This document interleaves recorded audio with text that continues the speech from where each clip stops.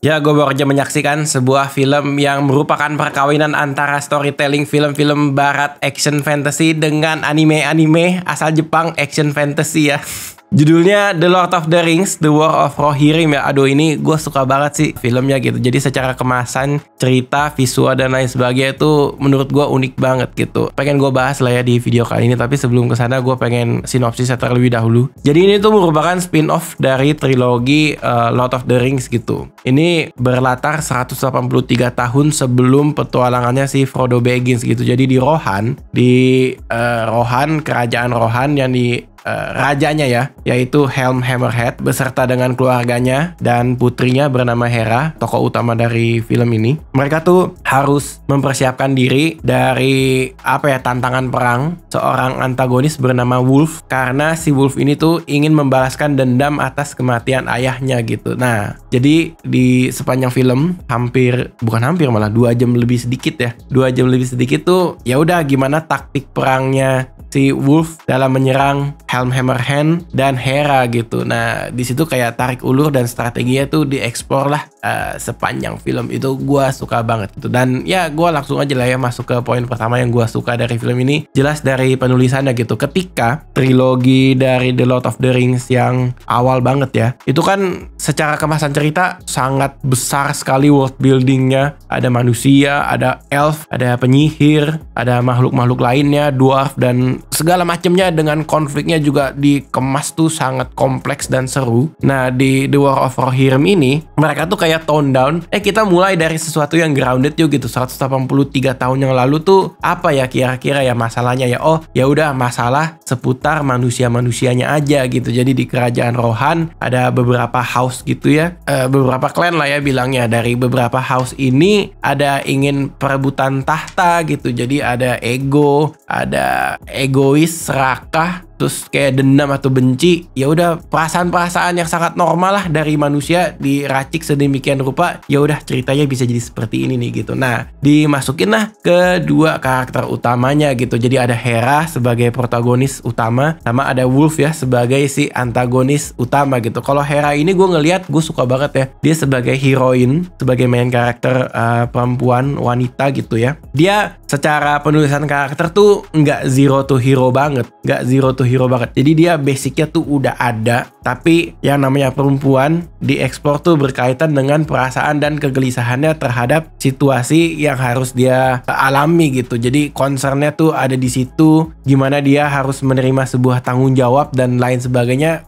Bener juga ya gitu, kalau perempuan dapat tanggung jawab sebesar ini tuh konsekuensi dan tindakan yang harus dia lakukan tuh bakal sekompleks apa sih gitu. Nah, itu berhasil diracik dengan baik. Tapi sebaliknya, si karakter Wolf sebagai antagonis tuh gue ngerasa secara penulisan ya motivasinya tuh masih dangkal gitu. Eksplorasi dimensi karakternya tuh nggak kegali dengan sangat baik atau gimana banget gitu. Entah memang intensinya kesana atau tidak gitu ya. Karena gue ngeliat tuh kayak ini tuh kayaknya salah satu film terkonyol dari film-film yang gue tonton sepanjang tahun 2024 deh. Karena bener-bener kayak sepanjang cerita ya, motivasinya tuh ternyata ya udah 1 sama 2 aja, bahas dendam berkaitan sama kematian bapaknya, sama satu lagi adalah nanti kalian cari tahu sendiri di dalam filmnya gitu. Dan ini melulu yang diulang-ulang dari setiap dia berinteraksi dengan beberapa karakter lainnya gitu yang ada di aliansinya dia gitu. Jadi kayak gue juga udah tahu men dari awal film lu ngomong kayak gini gitu, kok gak digali lebih dalam gitu. Apa jangan-jangan memang dibikin ya udahlah ya, namanya orang karakter jahat sudah dibutakan dengan rasa dendam ya, sesimpel ini dan bodoh ini aja gitu. Nah, tapi sebaliknya film ini tuh menukar kekompleksitasan villain ya, kekompleksitasan penjahat tuh dengan gimmicknya tuh yang keren gitu. Jadi kalau dia lagi marah, kalau dia lagi sadis, taktik perangnya itu semua dibagusin gitu. Jadi kayak berimbang lah ya, ketika motivasinya nggak terlalu kegali dengan baik atau berakhir bodoh gitu. Yang ini tuh kayak oke, ini kejamnya harus bagus, kerennya harus bagus juga gitu di momen-momen tertentunya gitu. Gue tuh sampai inget banget ya, ada satu adegan sebelum klimaks lah pokoknya. Sebelum klimaks tuh kayak ada satu percakapan tuh, gue garuk kepala gitu kayak itu lu goblok banget sih gitu. Jadi penjahat kok kayak begini banget gitu. Tapi begitu masuk ke klimaks, lu keren juga ya taktiknya kayak gini gitu. Nah, itu kayak ya pola opposite lah menurut gue gitu. Itu gue love and hate tuh ada di situ gitu. Oke, kita lanjut dulu ya. Jadi itu poin pertama, gue suka berkaitan dengan penulisannya walaupun nggak sepenuhnya mulus karena ia berkaitan dengan penulisan si villainnya. Nah, poin yang kedua yang gue suka dari film ini jelas datang dari segi visual animasi ya gitu. Jadi menurut gue walaupun secara visual animasi nggak 100% mulus, nggak 100% mulusnya tuh karena gue ngelihat adanya yang inkonsisten. Jadi kalau memang adegannya dirasa harus grande, itu bagusnya tuh bagus kebangetan. Dari gerakan-gerakan karakternya, gerakan-gerakan bendanya, bahkan kayak si Hera lagi naik kuda gitu ya, berkuda kan kayaknya nggak animasinya tuh susah banget ya. Tapi dia bisa mainin, oke, kalau lagi berkuda keren tuh kayak gimana ya? Oke, kita coba puter kameranya seakan-akan 360 derajat set gitu. Anjir, ini mulus banget gitu. Tapi begitu adegan-adegan kayak ya kita dari jarak jauh aja lah ya gitu. Jadi kayak bebayang-bebayang terus kayak agak patah-patah gitu, kayak nggak masuk ke latarnya gitu. Jadi kayak tadi kayaknya bisa bagus deh, kok yang ini kayak kurang gitu. Itu menurut gua sih, itu preferensi gua aja gitu. Jadi kayak ada bagusnya tapi ada kurangnya juga gitu. Nah, poin ketiga yang gua suka dari film ini jelas datang dari gimana caranya mereka ngeset ya. Kayaknya kita masukin fan service tuh di menit yang ini aja deh gitu. Jadi dia nggak too much gitu ya. Dia nggak too much kasih fan service berkaitan dengan apa yang sudah pernah terjadi di trilogi pertama The Lord of the Rings gitu. Jadi membuat kita sebagai penonton tuh ingat, oh ya ini tuh bagian dari franchise The Lord of the Rings loh. Yang penting-pentingnya kayaknya ini fan service bikin fans atau penontonnya udah ngikutin dari lama. Kalau kita munculnya di sini tuh kayak pasti mereka kayak gitu, seneng lah pokoknya. Jadi kayak gue hitungin sih ada banyak, tapi 4 yang jadi favorit gue lah gitu. Secara timing tuh kayak dari 2 jam nih kebaginya bener-bener 1, 2, 3, 4 ya, sama satu lagi mentok gitu. Mentoknya tuh yang keempat ini gitu. Jadi kayak 1, 2, 3, 4 gitu.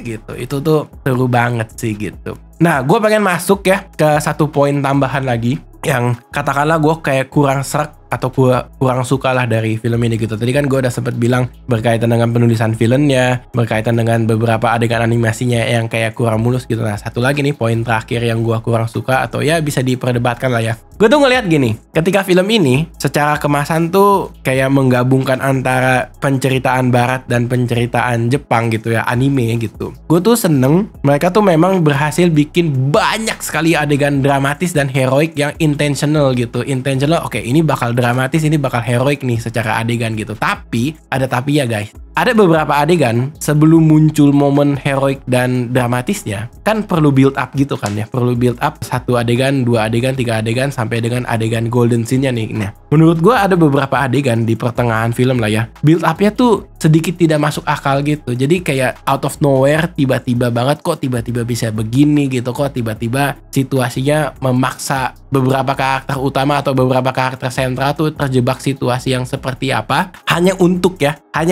si salah satu karakternya tuh dapat momen keren gitu. Jadi kayak gue pas nonton bertanya-tanya, Ajit ini adegannya dibikin kayak gini. Tapi setelah jalan beberapa menit, oh ternyata itu alasannya adegannya dibikin kayak begini gitu. Kayak jadi ya menurut gue seru aja sih ditonton gitu.